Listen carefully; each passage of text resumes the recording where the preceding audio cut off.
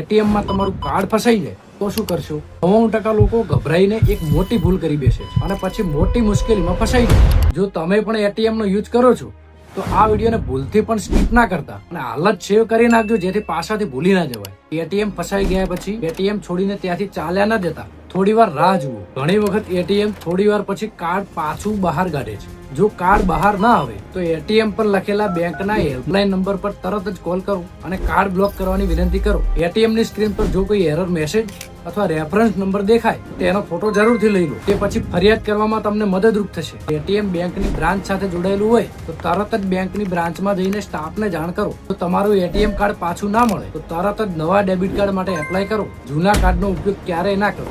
આ 5 સરળ પગલાં તમને મોટી મુશ્કેલીમાંથી બચાવી શકે છે. આ માહિતી દરેક એટીએમ યુઝરે જરૂરથી જાણવી જોઈએ અને કોમેન્ટમાં લખો એટીએમ. હું તમને સંપૂર્ણ એટીએમ ચેકલિસ્ટ ડીએમ કરી દઈશ. અને આવી જ સરળ ગુજરાતી ફાઇનાન્શિયલ ટિપ્સ માટે મારા પેજને આજે જ ફોલો કરો.